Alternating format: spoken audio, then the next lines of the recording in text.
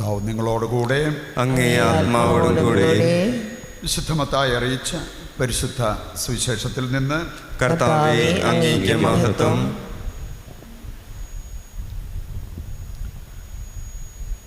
അക്കാലത്ത് ഈശോ തൻ്റെ ശിഷ്യന്മാരോട് അരുൾ ചെയ്തു, മറ്റുള്ളവരെ കാണിക്കാൻ വേണ്ടി അവരുടെ മുമ്പിൽ വെച്ച് നിങ്ങളുടെ സൽക്കർമ്മങ്ങൾ അനുഷ്ഠിക്കാതിരിക്കാൻ സൂക്ഷിച്ചുകൊള്ളുവിൻ. അല്ലെങ്കിൽ നിങ്ങളുടെ സ്വർഗസ്ഥനായ പിതാവിങ്കൽ നിങ്ങൾക്ക് പ്രതിഫലമില്ല. മറ്റുള്ളവരിൽ നിന്ന് പ്രശംസ ലഭിക്കാൻ കപടനാട്യക്കാർ സിനഗോഗുകളിലും തെരുവീഥികളിലും ചെയ്യുന്നത് പോലെ നീ ഭിക്ഷ കൊടുക്കുമ്പോൾ നിന്റെ മുമ്പിൽ കാഹളം മുഴക്കരുത്. സത്യമായി ഞാൻ നിങ്ങളോട് പറയുന്നു, അവർക്ക് പ്രതിഫലം ലഭിച്ചു കഴിഞ്ഞു. നീ ധർമ്മദാനം ചെയ്യുമ്പോൾ അത് രഹസ്യമായിരിക്കേണ്ടതിന് നിന്റെ വലതുകൈ ചെയ്യുന്നത് ഇടതുകൈ അറിയാതിരിക്കട്ടെ. രഹസ്യങ്ങൾ അറിയുന്ന നിന്റെ പിതാവ് നിനക്ക് പ്രതിഫലം നൽകും. നിങ്ങൾ പ്രാർത്ഥിക്കുമ്പോൾ കപടനാട്യക്കാരെ പോലെ ആകരുത്. അവർ മറ്റുള്ളവരെ കാണിക്കാൻ വേണ്ടി സിനഗോഗുകളിലും തെരുവീഥികളുടെ കോണുകളിലും നിന്ന് പ്രാർത്ഥിക്കാനാണ് ഇഷ്ടപ്പെടുന്നത്. സത്യമായി ഞാൻ നിങ്ങളോട് പറയുന്നു, അവർക്ക് പ്രതിഫലം ലഭിച്ചു കഴിഞ്ഞു. എന്നാൽ നീ പ്രാർത്ഥിക്കുമ്പോൾ നിന്റെ മുറിയിൽ കടന്ന് കതകടച്ച് രഹസ്യമായി നിന്റെ പിതാവിനോട് പ്രാർത്ഥിക്കുക. രഹസ്യങ്ങൾ അറിയുന്ന പിതാവ് നിനക്ക് പ്രതിഫലം നൽകും. നിങ്ങൾ ഉപവസിക്കുമ്പോൾ കപടനാട്യക്കാരെ പോലെ വിഷാദം ഭാവിക്കരുത്. തങ്ങൾ ഉപവസിക്കുന്നുവെന്ന് അന്യരെ കാണിക്കാൻ വേണ്ടി അവർ മുഖം വികൃതമാക്കുന്നു. സത്യമായി ഞാൻ നിങ്ങളോട് പറയുന്നു, അവർക്ക് പ്രതിഫലം ലഭിച്ചു കഴിഞ്ഞു. എന്നാൽ നീ ഉപവസിക്കുന്നത് അദൃശ്യനായ പിതാവല്ലാതെ മറ്റാരും കാണാതിരിക്കുന്നതിന് ശിരസിൽ തൈലം പുരട്ടുകയും മുഖം കഴുകുകയും ചെയ്യുക. രഹസ്യങ്ങൾ അറിയുന്ന പിതാവ് നിനക്ക് പ്രതിഫലം നൽകും. കർത്താവിൻ്റെ സുവിശേഷം. ക്രിസ്തുവേ, അങ്ങേക്ക് സ്തുതി.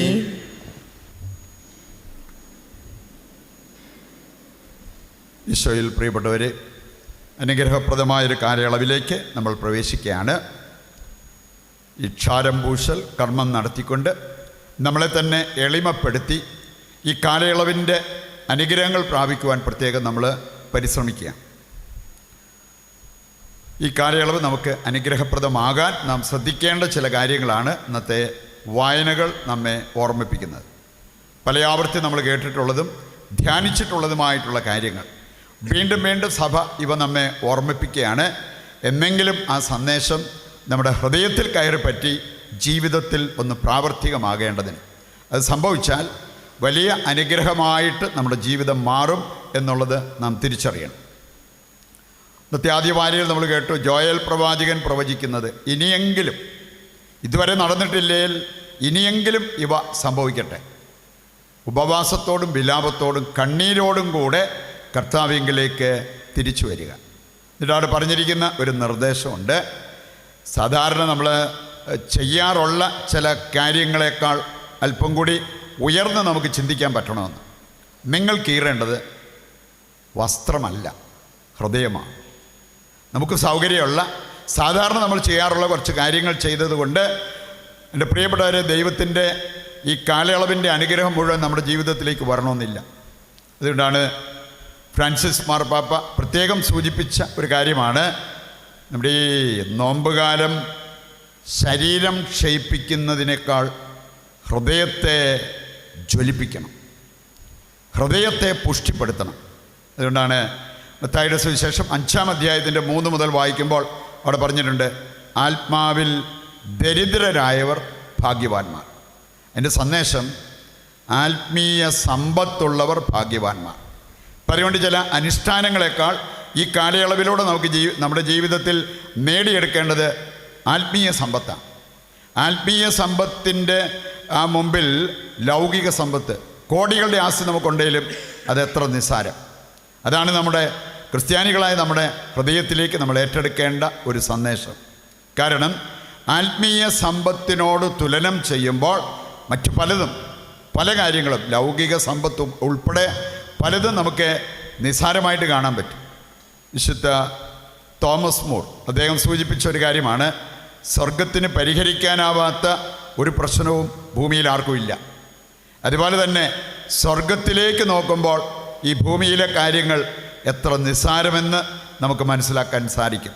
പലരുടെ ആത്മീയ കാര്യങ്ങളെക്കുറിച്ച് ധ്യാനിച്ച് ആത്മീയ സമ്പത്ത് കൈവരിക്കാനുള്ള ഒരു കാലയളവായിട്ട് ഈ കാലയളവിനെ നമ്മൾ കാണണം.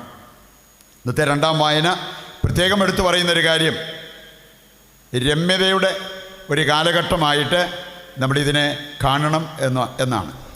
A time of reconciliation. ദൈവവുമായിട്ടും നമ്മുടെ സഹോദരങ്ങളുമായിട്ടും രമ്യതപ്പെടാനുള്ള ഒരാഹ്വാനം ഇന്നത്തെ രണ്ടാം വായനയിലൂടെ ദൈവം നമുക്ക് നൽകിയിരിക്കുന്നത് കാണാൻ പറ്റും.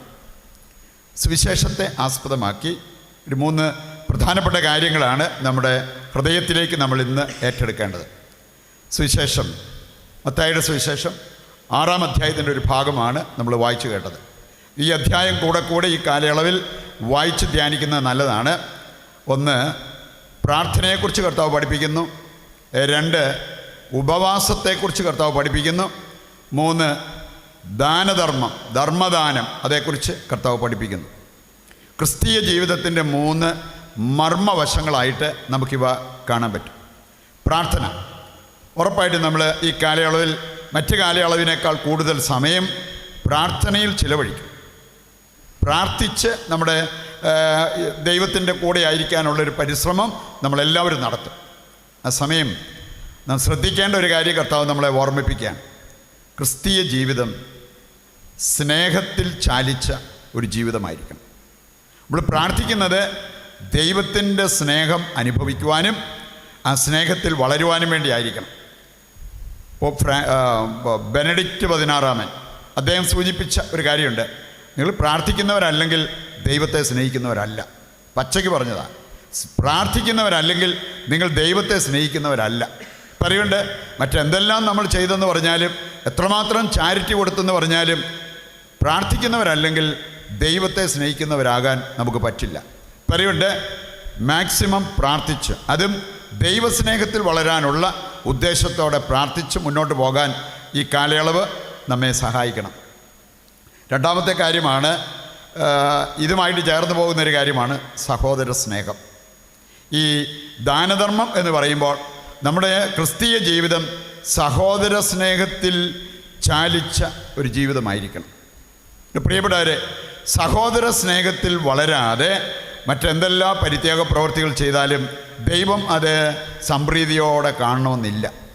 പറയുന്നുണ്ട്, ദൈവത്തെ സ്നേഹിക്കുന്നവർ പരസ്പരം സ്നേഹിക്കാൻ തയ്യാറാകും. അതിനുള്ള ഒരു കാലയളവ് നമ്മൾ ത്യാഗം അനുഷ്ഠിക്കുമ്പോൾ അതിലൂടെ നമുക്ക് നേടിയെടുക്കാൻ പറ്റുന്നത്, അല്ലെങ്കിൽ സേവ് ചെയ്യാൻ പറ്റുന്ന പണം പോലും നമുക്ക് ഈ സഹോദര സ്നേഹത്തിന് വേണ്ടി ഉപയോഗിക്കാൻ സാധിച്ചാൽ നമ്മുടെ ഉപവാസവും പ്രാർത്ഥനകളുമൊക്കെ അർത്ഥവത്താകും.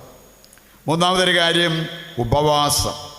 നമുക്കറിയാം, ക്രിസ്തീയ ജീവിതത്തിൻ്റെ ഒരു പ്രധാനപ്പെട്ട ഒരു ഘടകമാണ് ക്രിസ്തീയ ജീവിതം ആത്മപരിത്യാഗത്തിൽ ചാലിച്ച ജീവിതമാകും.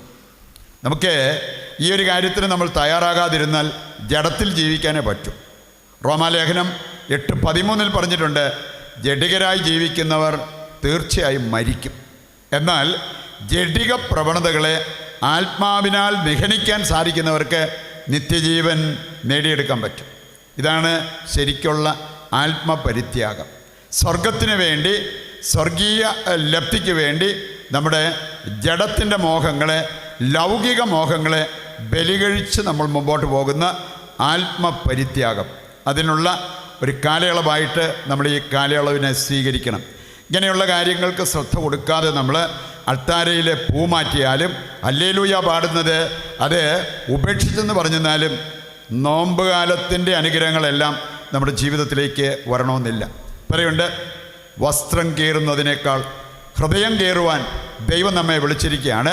ആഴമായ അനുതാപത്തിലൂടെ വിശ്വാസത്തിൽ വളർന്ന്, സ്നേഹത്തിൽ വളർന്ന്, വചനത്തിൽ വളർന്ന് വളരെ അർത്ഥവത്തായ ഒരു ക്രിസ്തീയ ജീവിതം നയിക്കാൻ ഈ കാലയളവ് നമ്മെ സഹായിക്കുവാൻ നമുക്ക് ആഗ്രഹിക്കുകയും അതിനായിട്ട് പ്രാർത്ഥിക്കുകയും ചെയ്യാം.